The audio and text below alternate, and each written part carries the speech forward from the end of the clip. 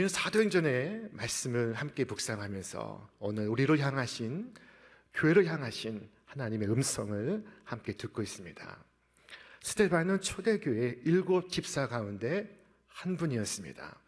그는 성령과 지혜가 충만하였고 그가 가는 곳마다 기사와 표적이 있었습니다. 그는 권능으로 예수가 메시아이심을 증언하였습니다. 그러자 스데반을 공격하는 이들이 생겨나기 시작했습니다. 복음이 전파되는 곳에 사탄도 역사하기 시작했습니다.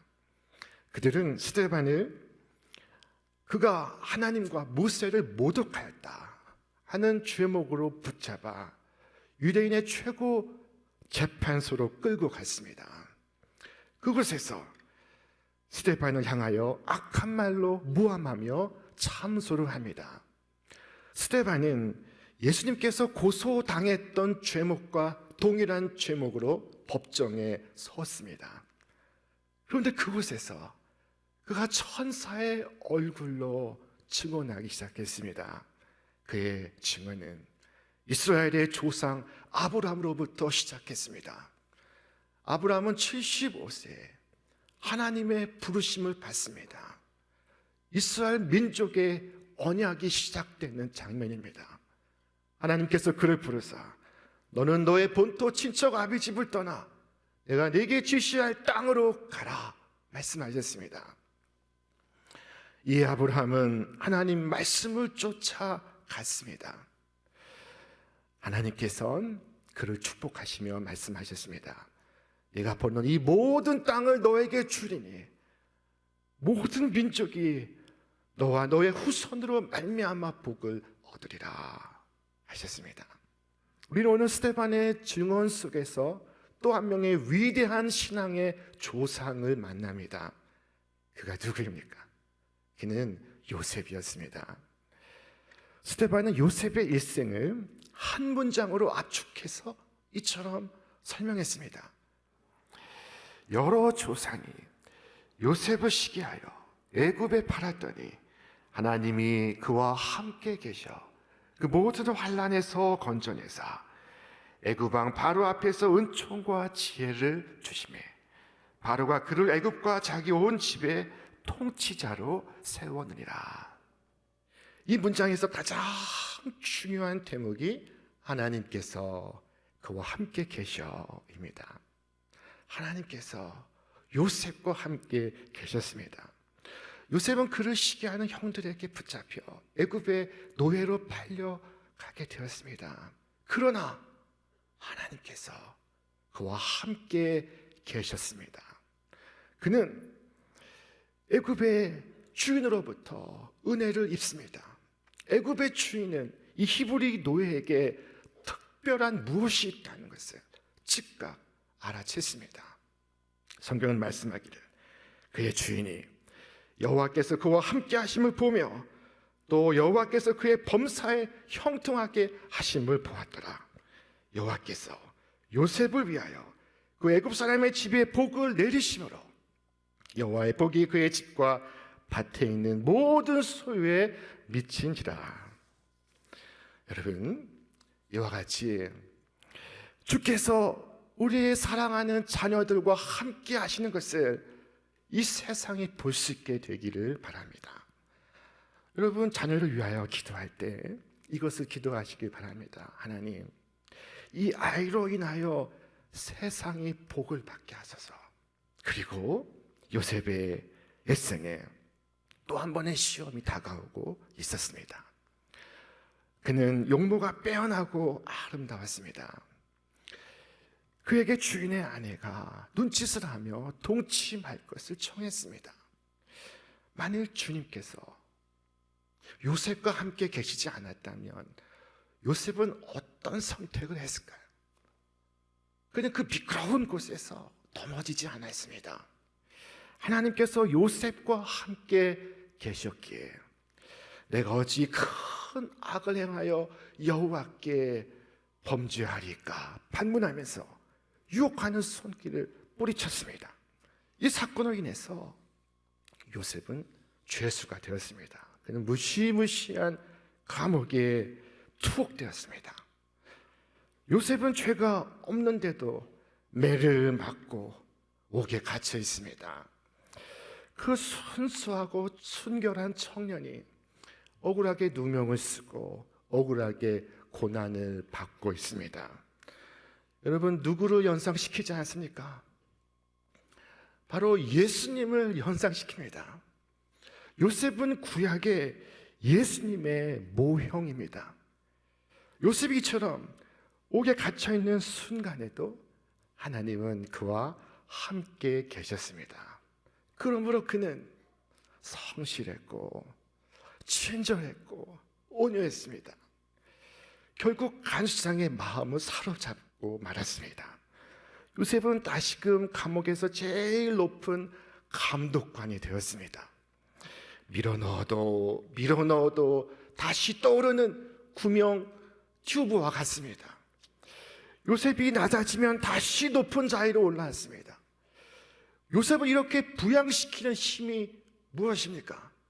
무엇이 그 절망 속에서도 그를 다시 일으키게 하고 있습니까?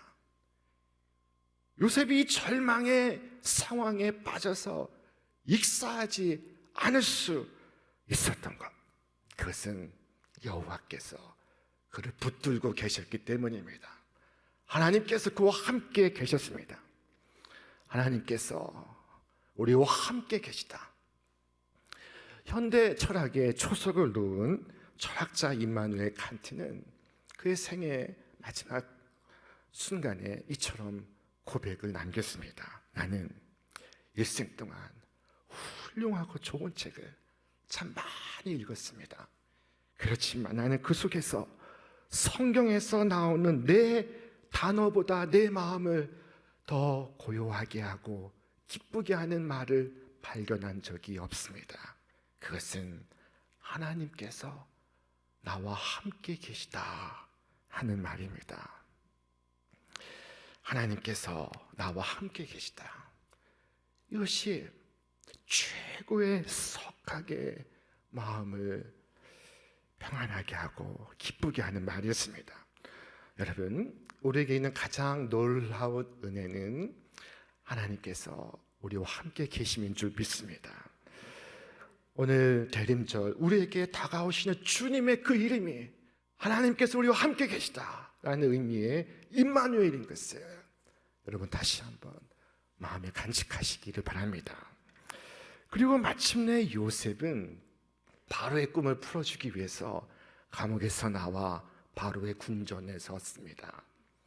그 온갖 신들의 형상이 가득한 곳에서 요셉은 하나님과 함께하고 있었습니다. 요셉이 바로의 꿈에 대해서 이야기하고 그 뜻을 풀어 설명할 때 바로는 무릎을 치고 탐복했습니다. 바로가 신하들에게 이를 때 이와 같이 하나님의 영에 감동된 사람을 우리가 어찌 찾을 수 있으리요 하고 요셉에게 이르되 하나님이 이 모든 것을 네게 보이셨으니 너와 같이 명철하고 지혜 있는 자가 없도다. 너는 내 집을 다스리라. 내 백성이 다 너의 명령에 복종하리니 내가 너보다 높은 것은 이 왕좌뿐이라. 바로는 즉각 요셉을 온 애굽의 통치자로 세웠습니다. 풍년이 들던 해 곡식을 저장해 요셉은 미래를 대비했습니다. 요셉의 정책은 대성공을 거뒀습니다. 하나님께서 굶주림으로 인해 전 인류의 멸망을 막기 위하여 요셉을 들어 사용하시고 계셨습니다. 요셉의 선견으로 7년 풍년 기간 동안에 곡식을 창고에 저장하지 않았다면 인류는, 그의 가족은 굶주림으로 죽었을 것입니다. 마치 인류를 죄에서 구원하시는 예수님을 떠올리게 하지 않습니까? 성경이 무엇을 우리에게 말씀하고 있습니까? 우리 말씀 같이 읽겠습니다. 믿보다 모든 사람이 받을 만한 이 말이요 그리스도 예수께서 죄인을 구원하시려고 세상에 임하셨다 하였도다. 지금 스데반은 이 말씀을 전하고 있습니다. 요셉을 보라. 그와 같이 오늘도 주님께서 만 백성을 죄와 사망에서 구원하셨느니라. 만 백성을 구원하시려고 고난 받으시고 죽으시고 다시 부활하셨느니라. 여러분, 주님은 요셉보다 더 위대한 요셉으로서 온 세상을 통치하시고 계십니다. 우리는 스데반이 전하는 요셉의 모습에서 아브라함을 이어가는 언약의 계승자를 만나고 있습니다. 요셉은 어떤 사람이었습니까? 그는 첫째, 마음으로 항상 하나님의 임재를 느끼며 살았던 사람이었습니다. 요셉이 자신의 생각을 말할 때마다 그는 하나님께서 자기와 함께 하심을 의식하고 있었습니다.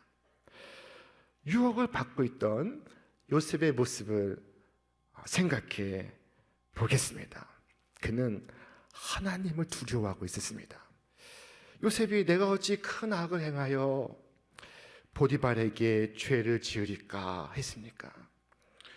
아니면 내가 어찌 큰 악을 행하여 그 여인에게 죄를 지으리까 했습니까?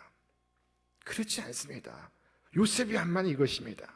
내가 어찌 큰 악을 행하여 하나님께 죄를 지으리까? 항상 하나님이 함께 계심을 느끼고 있었던 요셉은 감히 죄를 범할 수 없습니다. 요셉은 바로 앞에 섰을 때도 하나님이 함께 계심을 느끼고 있었습니다. 두려워하는 바로에게 이르기를 내가 아니라 하나님께서 바로에게 편안한 대답을 하시리이다 하고 애굽의 궁전 속에서 하나님의 함께 계심을 말하고 있었습니다. 여러분, 요셉은 누구였습니까? 그는 마음으로 하나님의 임재를 느끼며 살던 사람이었습니다. 둘째, 그는 입술로 하나님께서 역사의 주관자이심을 고백하며 살았던 사람이었습니다. 자기를 팔아먹은 형제들이 그 앞에 섰을 때 그가 무엇이라고 말했을까요? 우리 말씀 같이 읽겠습니다. 당신들이 나를 이곳에 팔았다고 해서 근심하지 마소서, 한탄하지 마소서. 하나님이 생명을 구원하시려고 나를 당신들보다 먼저 보내셨나이다.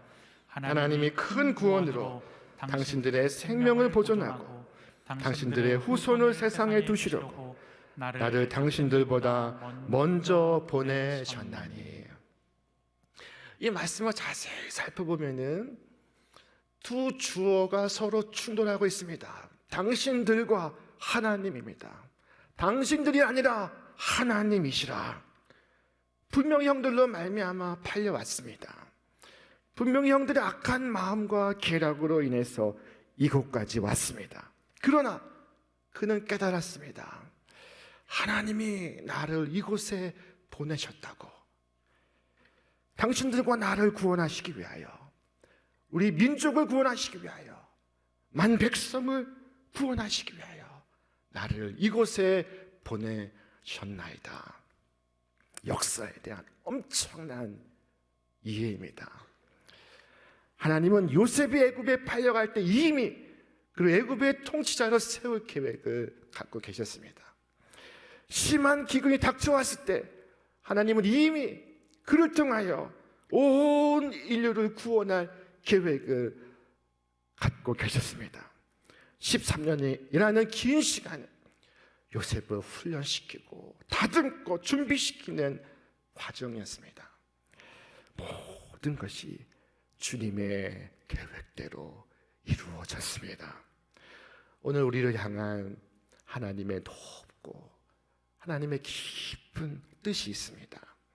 비록 어떤 상황은 우리가 이해할 수 없을 만큼 힘들지만, 그러나 그때에도 하나님은 우리와 함께 계십니다.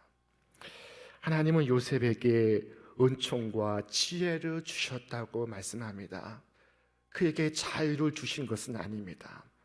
그가 옥중에서 여러 고통을 겪지만 하나님께서 그에게 은총과 지혜로 함께 하시고 있었습니다. 그리고 마침내 그를 들어 애굽의 총리로 세우시고 있었습니다. 역사를 이끌어 가신 이가 하나님이십니다. 그러한 까닭에 그가 형들에게 말했습니다. 두려워 마소서, 내가 하나님을 대신하리까. 그는 자기를 팔아먹은 형들 앞에서 그들을 비난하기보다 위로하고 있었습니다. 심판하시는 이가 하나님이십니다. 내가 하나님을 대신하리까. 악한 자를 심판하는 이가 하나님이시오, 억울한 자를 보상하시는 이가 하나님이십니다.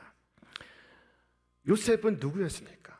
그는 마음속으로 늘 하나님의 임재를 느꼈고 입술로 하나님 역사의 주관자이심을 고백했습니다.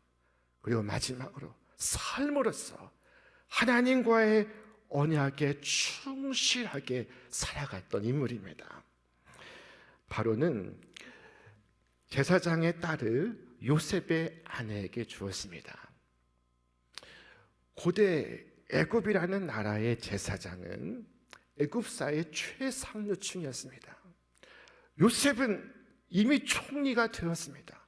그뿐 아니라 인맥과 혼맥으로도 애굽사의 최고위층 인사가 되었습니다.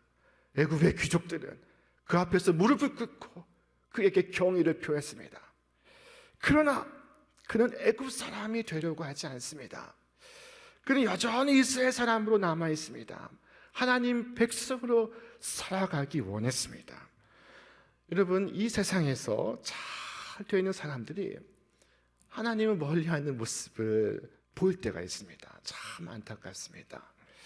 그들이 애굽 사람이 되어버렸기 때문입니다. 애굽으로 귀화해 버렸기 때문입니다. 그리고 자신의 자녀들에게도 똑같은 것을 가르치고 있습니다. 많은 사람들이 애굽으로 가 버렸습니다. 이 세상에서 잘 되는 그 순간 자신이 붙들었던 진리를 부끄러워합니다. 숨깁니다. 감춥니다. 그러나 요셉은 끝까지 자기 백성들과 함께하였고 자기 하나님과 함께하였습니다. 그는 애굽에서 살아갔지만 애굽 사람이 되려고 하지 않았습니다. 애굽으로 전향하지 않았습니다. 하나님 백성임을 끝까지 자부했습니다. 이미 애굽 사람들이 그를 위하여 호화로운 피라미드 무덤을 지으려고 할 때 그는 자신의 해골을 두고 이처럼 명령했습니다. 네, 말씀 같이 읽겠습니다. 요셉이 또 이스라엘 자손에게 맹세시켜 이르기를 하나님이 반드시 당신들을 돌보시리니 당신들은 여기서 내 해골을 메고 올라가겠다 하라 하였더라. 요셉은 자기 해골에 대하여 명을 내리고 있습니다. 하나님께서 마침내 약속의 땅으로 돌아가게 하실 때 반드시 나의 해골을 메고 올라가라. 그의 후손들은 앞으로 400년간 출애굽을 기다리면서 날마다 요셉의 유언을 기억하고 또 기억했을 것입니다. 그러므로써 그들의 삶의 목적지가 이 세상이 아니라 저 약속의 땅임을 날마다 상기했을 것입니다. 요셉은 삶과 죽음을 넘어서까지 하나님의 언약에 충실하고 있습니다. 마침내 이스라엘 백성이 저 가나안 땅을 향하여 출애굽을 할 때 모세가 했던 첫 번째 일은 요셉의 유골부터 챙기는 것이었습니다. 모세가 요셉의 해골을 가졌으니 이는 요셉이 이스라엘 자손으로 단단히 맹세하여 이르기를 하나님이 반드시 너희를 찾아오시리니 너희는 내 유골을 여기서 가지고 나가라 하였음이더라. 이처럼 요셉은 저 약속된 기업을 바라보며 그 믿음 안에서 세상의 부귀와 영화를 버리고 죽었습니다. 요셉의 삶과 요셉의 죽음은 위대한 신앙의 이정표가 되었습니다. 그가 하나님의 백성이 이 땅을 살아가는 동안 무엇을 소망하고 무엇을 고백하며 무엇을 목적으로 살아가야 하는지를 자신의 삶과 죽음을 통해 입증한 인물이었습니다. 그가 노예로 팔려가고 죄수가 되었지만 오늘 어떤 사람도 그를 불행한 사람이라고 말하지 않습니다. 오히려 그는 부러운 생을 살아갔습니다. 요셉의 생애는 위대하고 행복한 생애였습니다. 요셉은 삶의 순간에도 죽음의 순간에도 하나님과의 언약에 충실했으며 생애의 마지막 순간까지 그의 후손들에게 저 약속의 땅을 가리켜준 인물이었습니다. 스데반은 지금 이것을 설파하고 있습니다. 요셉을 보라. 요셉처럼 우리의 삶과 장차 우리의 죽음을 통해서 우리의 후손들이 저 천국을 사모할 수 있게 되기를 바랍니다. 오늘 나의 삶이 자녀의 믿음의 순례길에 이정표가 되기를 바랍니다. 오늘 교회는 대림절 첫 번째 주일을 맞이했습니다. 예수님께서 임마누엘로 우리에게 임하시는 이 계절에 주님께서 여러분의 영원한 기업이 되시기를 바랍니다. 오늘 여러분의 삶이 임마누엘 주님과 함께 써나가는 아름다운 이야기로 가득 채워지기를 바랍니다. 오늘과 영원히 주께서 여러분과 함께 계시기를 주님의 이름으로 축원합니다.